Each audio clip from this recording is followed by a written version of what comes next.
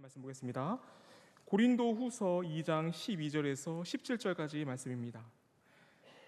제가 가진 신약성경 288쪽쯤에 있습니다. 신약성경 288쪽쯤에 있는 고린도후서 2장 12절에서 17절까지 말씀을 함께 보겠습니다.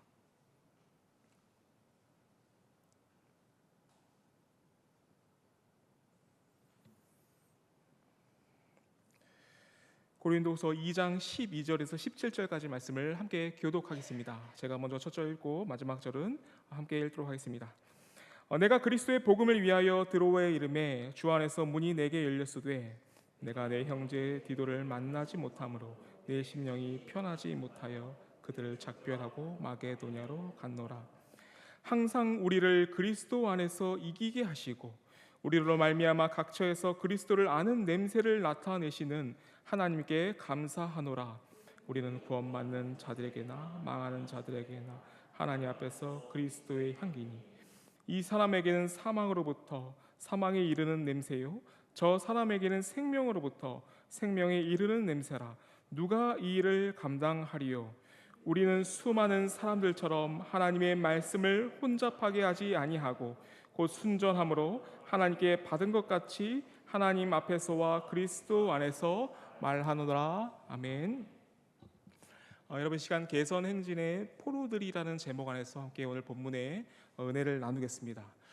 오늘 본문 12절과 이제 13절을 보시게 되면 바울이 드로아에서 복음을 전할 기회를 얻었다라고 먼저 말씀을 하고 있습니다.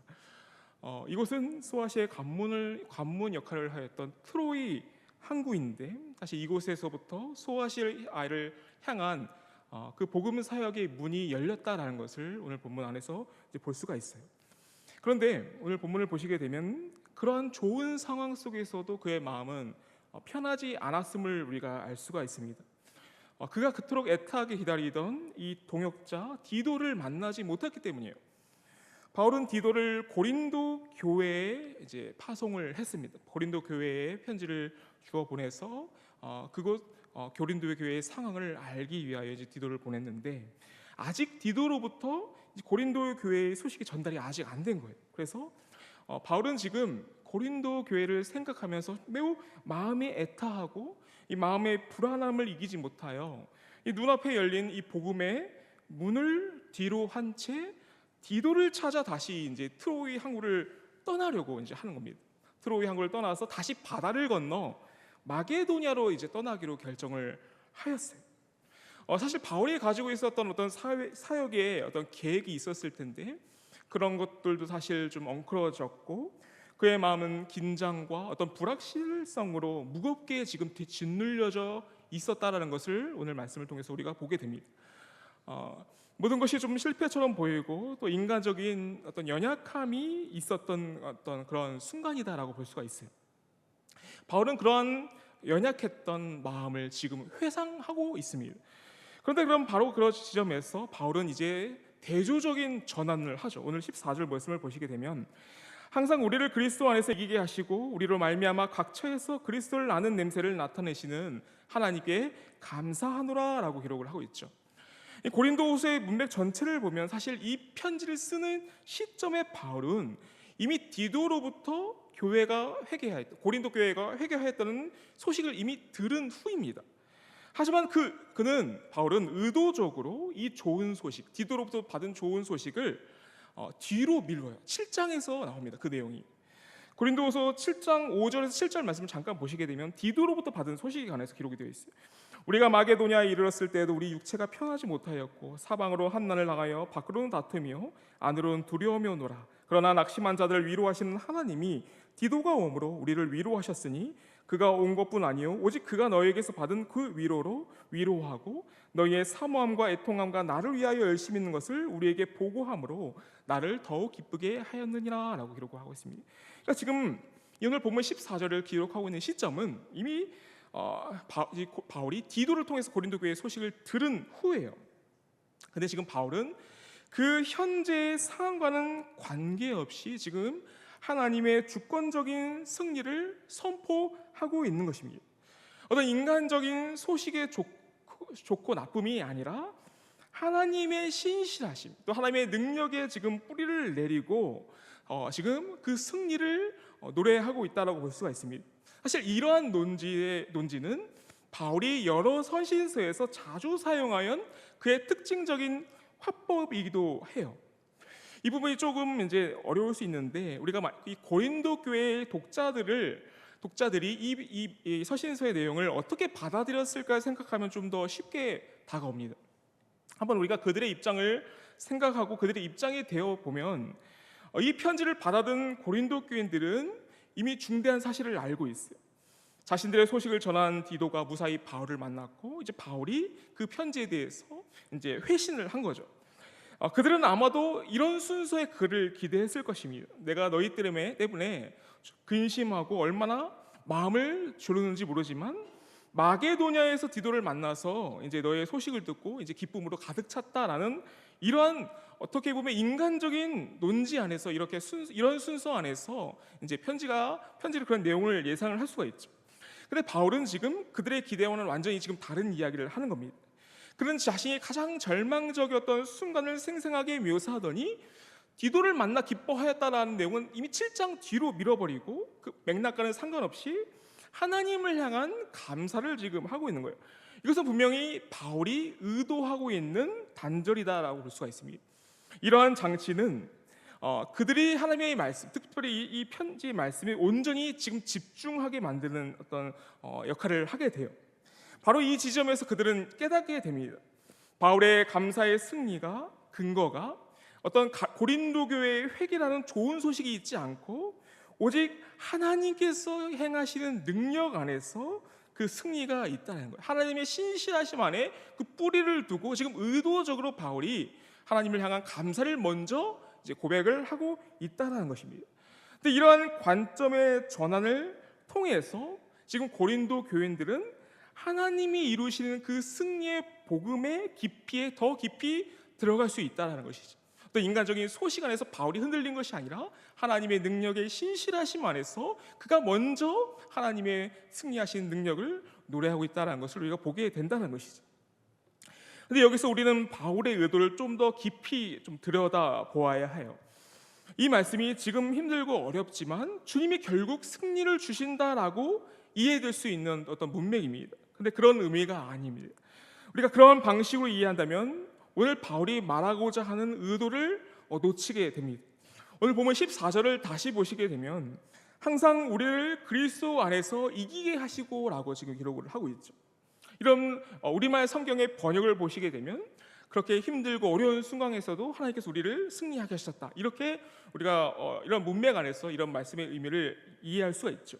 그런데 이 본문의 원어를 보시게 되면 완전히 다른 의미로 우리에게 전달이 됩니다. 지금 이기게 하시고라는 이 헬라어 동사는 스리암 베보를 사실 번역한 단어인데, 이 단어는 개선 행진, 특별히 개선 장군의 다시 이제 승전을 갖고 다시 고국으로 돌아오는 그 개선 행진의 모습을 묘사하는 단어예요. 전쟁에서 승리하여 돌아오는 황제가 개선을 행진한 그런 장면을 묘사하는 단어라는 겁니다. 개선 장군이 선두에 서고 당당하게 걸어가고 있습니다. 그리고 그 뒤에는 전리품들과 포로들이 그 개선 장군의 뒤에 줄지어서 이제 끌려 나오고 있죠. 그러니까 이 스리암 베보라는 동사는 두 가지의 모습을 그릴 수가 있는 거예요. 이 동사가 만약 목적어가 없이 만약 자동사로 쓰이게 되면 주체가 되는 개선 장군이 승리의 행진을 한다, 그렇게 번역이 될 수 있습니다. 그러니까 주어가 개선 장군이 승리가 주체가 되어서 이제 개선 행진을 한다라고 자동사적으로 이제 해석을 할 수가 있는 것이죠.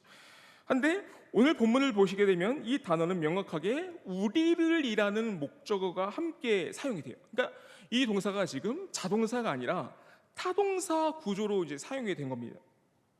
고대 헬라어 용례에서 이 단어가 타동사 용법으로 사용이 되면 거의 예외 없이 개선 장군이 포로들을 이끌고 다니면서 전시하면서 자신의 승리를 과시하는 행위를 묘사하는 단어가 돼요.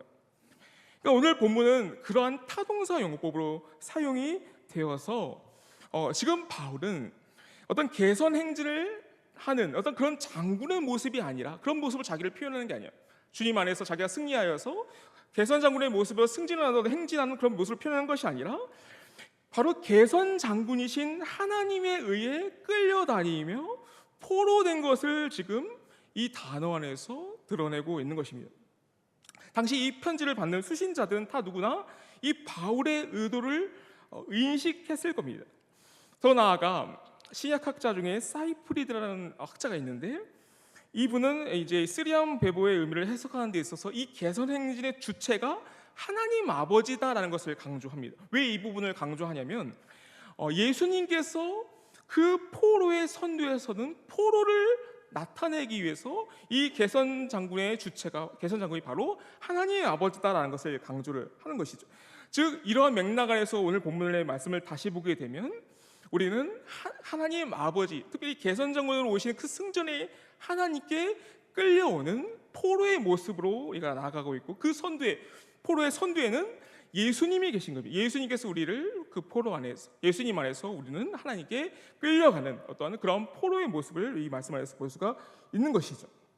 즉 바울이 이 단어를 사용할 때 그의 머릿속에 있었던 그림은 자신이 승리한 장군에 대해서 말을 타고 이렇게 개선 행진을 한 것이 아니라, 완전히 패배하여 쇠사슬에 묶인 채 예수님과 함께 따라 끌려가는 포로의 모습을 연상하면서 이 단어를 사용했다라는 겁니다. 이 단어를 쓰이는 용례를 다른 곳에서 보자면 골로새서 2장 15절을 우리가 볼 수가 있습니다. 골로새서 2장 15절을 보시게 되면, 통치자들과 권세자들을 무력화하여 드러내어 구경거리로 삼으시고 십자가로 그들을 이기셨느니라 라고 기록을 하고 있어요. 여기서 십자가로 그들을 이기셨다라는 이 번역된 단어가 사실 이 단어 안에서도 쓰리안 베보를 사용하여 개선 행진을 하는 하나님의 모습을 보이고 있어요. 그러니까 바울은 이 구절을 통해서 세상의 가장 큰 패배처럼 보였던 그 십자가가 실상은 하나님께서 모든 악의 영적 세력들을 무너뜨리고 그것들을 다 자기의 포로로 삼아서 공개적으로 그것들을 개선식의 포로처럼 세상 만방의 구경거리로 전시물로 이렇게 삼았다라는 것을 이 단어에서 우리가 보이고 있는 것입니다.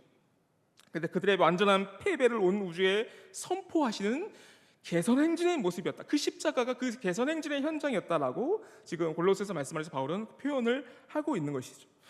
그러므로 바울이 말하는 승리는 하나님의 영광스러운 승리인데, 그 승리에 참여하는 우리는 그 하나님과의 모습과는 완전히 반대가 되는 모습이라는 거예요.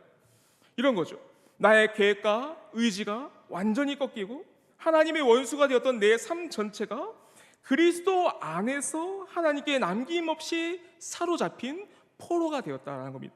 그것이 바로 오늘 바울이 이렇게 말씀해서 표현하는 역설적인 승리예요.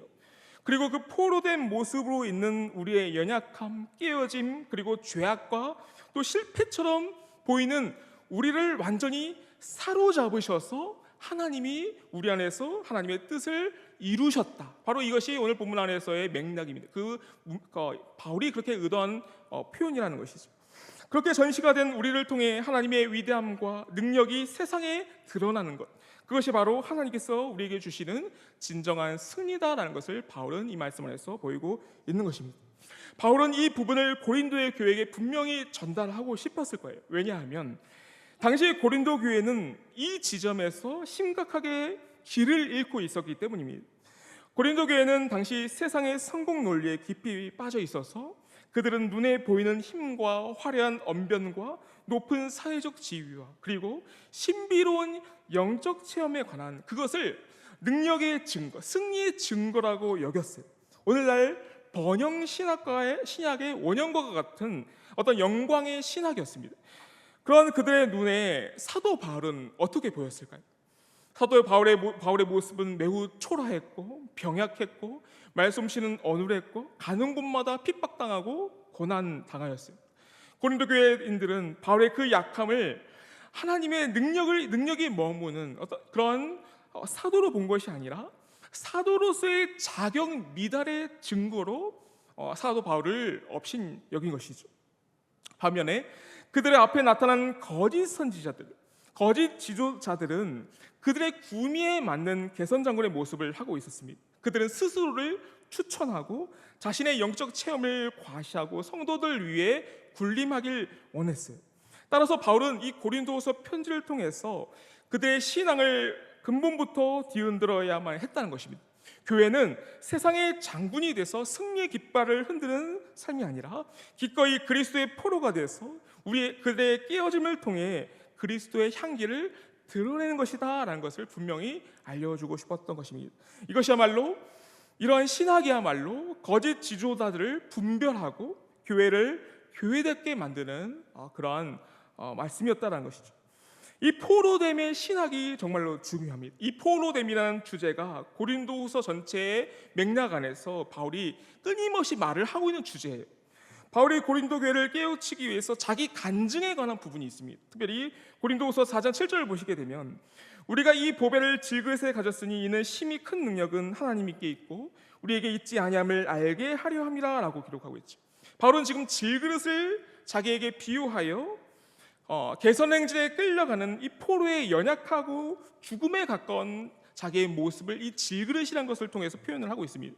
더 나아가 고린도서 12장 말씀에는 자기 안에 있는 가시를 하나님께 고쳐달라고 했는데 하나님께서 고린도서 12장 9절 통해서 이런 말씀을 하시는 거예요. 나에게 이르시길 내 은혜가 내게 족하도다. 이는 내 능력이 약한 데서 온전하여 짐이라 라는 응답을 바울이 받은 것이죠. 그러니까 이 응답을 통해서 바울은 자신의 가장 큰 약점, 깨어짐, 자기 죄악, 그런 포로된 상태가 하나님이 더 선명하게 드러나는 통로가 됨을 그때 깨닫게 된 거예요. 그래서 그는 이제 자신의 약함을 자랑합니다. 바울의 포로됨은 오늘 본문에 나오는 어떤 일회성 은유가 아니에요. 일회성 은유가 아니라 고린도후서 전체를 관통하는 바울의 핵심 신학입니다. 그것을 우리가 이 말씀 안에서 볼 수가 있다는 것이죠.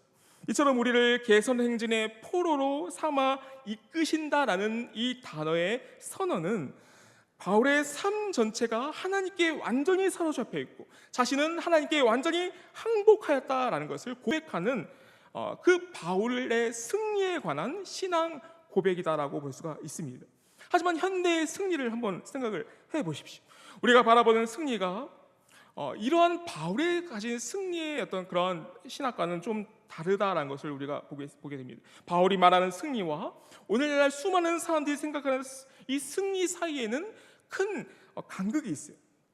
그런데 신기하게도 이러한 간극은 이 쓰리암 베보라는 단어가 변화되는 맥락 안에서도 사실 발견이 돼요.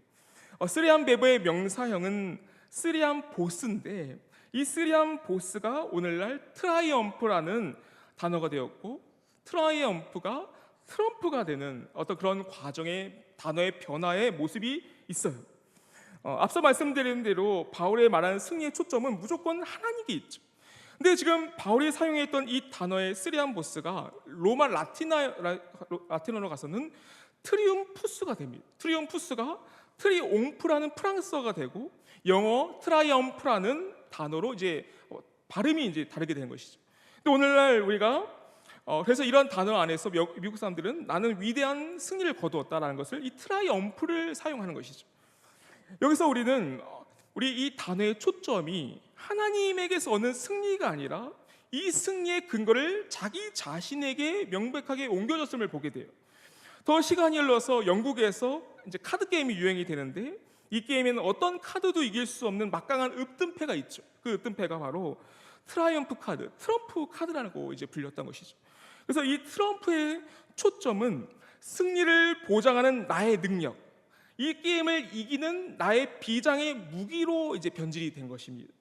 이러한 단어의 의미가 변질된 것처럼 현대의 수많은 사람들이 하나님께서 가진 승리의 모습을 그렇게 생각하지 않고 자기 자신이 이루고자 하는 자기의 비장의 무기를 꺼내 써서 승리를 하고자 하는 그러한 마음이 있다는 것이죠. 그러한 승리의 모습이 변질된 것이 이러한 단어의 변형에서도 우리가 발견이 될 수가 있다는 것이죠. 그래서 바울의 메시지는 바로 이러한 현대 세상 사람들의 승리에 관한 관점과 또 그러한 세상의 생각에 물들어 있는 현대 교회의 모습을 정면으로 꾸짖는 날카로운 거울과 같다라고 볼 수가 있죠. 고린도 교회만 꾸짖는 어떤 거울이 아니라 현대 승리주의에 잠식된 교회의 이 말씀이 거울로서 또 이렇게 볼 수가 있다는 것입니다.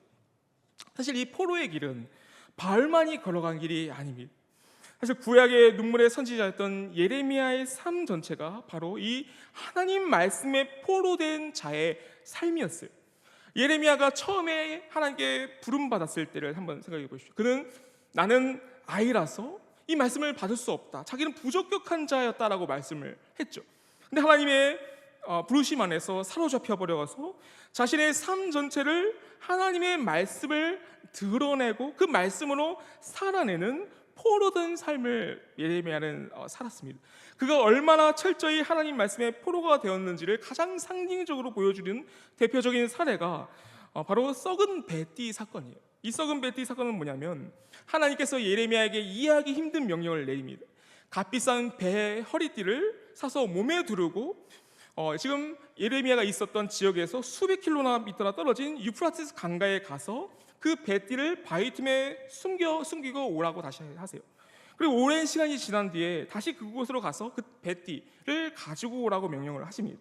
예레미야가 다시 유프라티스 강에 가서 그 띠를 찾아냈을 때는 이미 그 허리띠는 완전히 썩어서 아무런 쓸모가 없게 된 것이죠. 그러니까 이 일련의 행동들은 사실 우리의 관점, 특별히 사람들의 관점에서는 아무런 의미도 효율도 없는 어떤 기이한 행동일 뿐이다라고 생각을 하는 거예요. 할 수 있죠. 근데 이것이야말로 포로의 삶의 본질을 우리에게 보여주는 것입니다. 예레미야는 하나님의 명령에 대해서 어떤 합리성이나 어떤 이유도 붙이지 않고 어떤 토를 달지 않고 그저 묵묵히 그 말씀에 순종한 것입니다. 자신의 삶 전체를 메시지로 살아내는, 하나님의 말씀으로 살아내는 그 포로된 삶을 살았던 것이 이 배띠 사건을 통해서 우리가 볼 수가 있는 것입니다. 그래서 이 포로의 운명, 하나님의 말씀에 붙잡혀서 완전히 사로잡혀진 이 포로의 운명은 그 예레미야 동시대에 살았던 거짓 선지자들과 정면 충돌을 하게 되는 것이죠. 다른 선지자들은 거짓 평안하라고 외칠 때 그는 하나님으로부터 받는 그 말씀, 멸망과 항복이라는 그 패배의 메시지를 백성들에게 선포를 해야 했습니다.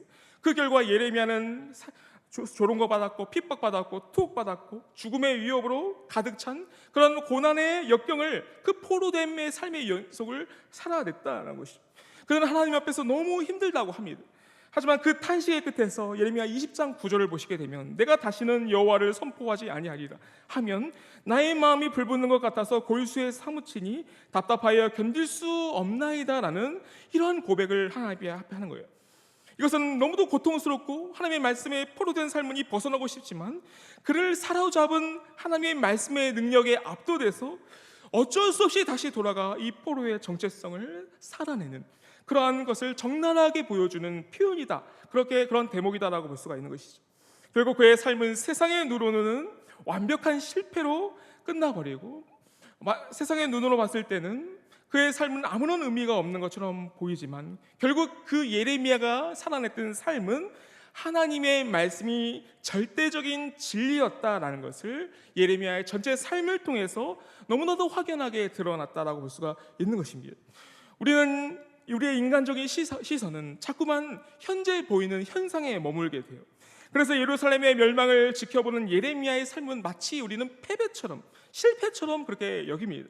또 오늘 본문을 보시게 되면 교회를 개척하고 수많은 사람을 주께로 인도한 이 바울의 삶은 승리의 삶을 살았다라고 너무도 쉽게 이렇게 생각하는 경향이 있습니다.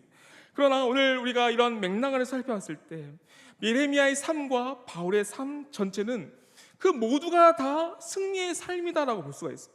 성경이 증언하는 진정한 승리는 하나님의 말씀이 이루어지는 것 그 자체이기 때문에 하나님의 말씀이 그의 삶을 통해서 이루어지고 그 삶이 하나님의 말씀을 드러내는 삶을 살았다면 예레미야의 삶이 우리가 눈으로 보기엔 실패의 삶을 살지언정 그의 삶은 진정으로 승리한 삶이었고 바울의 삶 또한 그 승리의 삶을 살아냈다라고 볼 수가 있는 것이죠. 그래서 이 관점에서 우리가 보게 되면 예레미야와 바울은 정확히 같은 승리를 경험하게 된 것입니다. 그래서 오늘 성경이 말하는 진정한 승리자는 세상이 말하는 그 개선장군이 아니라 자신의 삶을 통해 하나님의 말씀은 반드시 이루어진 하나님의 말씀의 포로가 된 그 삶이다라는 것을 우리가 이 말씀을 통해서 볼 수가 있는 것입니다. 여러분, 오늘 우리는 세상의 개성장군이 아닌 그리스도께 사로잡힌 영광스러운 포로의 삶에 관해서 함께 나누었습니다. 바울은 이 포로된 자의 궁극적인 사명에 관해서 이어지는 말씀 안에서 이렇게 말씀합니다. 그것은 그리스도를 아는 냄새를 온 세상에 드러내는 것이다 라고 말씀을 하죠. 본문 14절 이 하반절을 보시게 되면 그리스도를 아는 냄새를 나타내시는 하나님께 감사하노라. 우리는 구원을 받는 자들에게나 망하는 자들에게나 하나님 앞에서 그리스도의 향기니 이 사람에게는 사망으로부터 사명에 이르는 냄새요 저 사람에게는 생명으로부터 생명에 이르는 냄새라. 누가 이 일을 감당하리요 라고 말씀을 하고 있습니다. 이 말씀은 우리의 사명이 단순히 세상 사람들에게 좋은 인상을 주거나 모두에게 환영받는 좋은 향기가 되라는 것이 아닙니다. 우리는 하나님 앞에서의 그리스도의 향기다라는 이 말씀은 우리가 세상 앞에 놓인 하나님께서 놓은 시금석과 같다라는 거예요. 사실 우리의 삶을 그리스도에 대한 그리스도를 세상에 드러내고 그리스도를 향한 세상의 반응을 이끌어냅니다. 그리고 또한 그들의 영원한 운명을 판가름하는 기준점이 된다는 거예요. 우리가 드러내는 이 향기가 만약 그들에게 사망의 향기가 되면 그들은 하나님 앞에서 심판받는 그러한 사람이 되는 것이고, 우리가 드러내는 이 향기가 누군가에게 좋은 향기가 되면 우리는 그에게 생명을 전하는 향기로 나타난다라는 것이죠. 그래서 하나님께서 우리를 세상의 시금석, 자신의 뜻을 드러내고 자신의 말씀을 드러내는 그 시금석으로 우리를 부르셨다. 그런 냄새를 풍기는 자로 우리를 부르셨다라고 이 말씀을 하는 것이죠. 그래서 이것은 참으로 두렵고 떨리는 사명입니다. 그래서 바울은 이 일을 누가 감당하리요라고 하고 있는 것이죠. 우리의 역할은 사람들의 인기를 얻는 것이 아니라 오직 진리의 향기를 드러내는 것입니다. 그래서 오늘 우리가 이 말씀 안에서 함께 기도할 때 우리는 세상의 칭찬에 연연되는 것이 아니라 때로는 오해받고 배척당할지라도 기꺼이 하나님의 심판을 드러내는 그 죽음의 냄새를 세상에 드러내고 복음의 영광을 드러내는 그 생명의 향기를 세상에 드러내야 하는 그 사명이 우리에게 있다는 것입니다. 그래서 오늘 함께 말씀 안에서 기도할 때 우리가 그런 진실한 증인이 되게 해달라고 함께 기도하셨으면 좋겠고, 이 두렵고도 영광스러운 사명을 감당하고 그리스도께 온전히 사로잡힌 자 되어서 주님께 영광 돌리는 삶이 되도록 함께 기도하며 찬양했으면 좋겠습니다.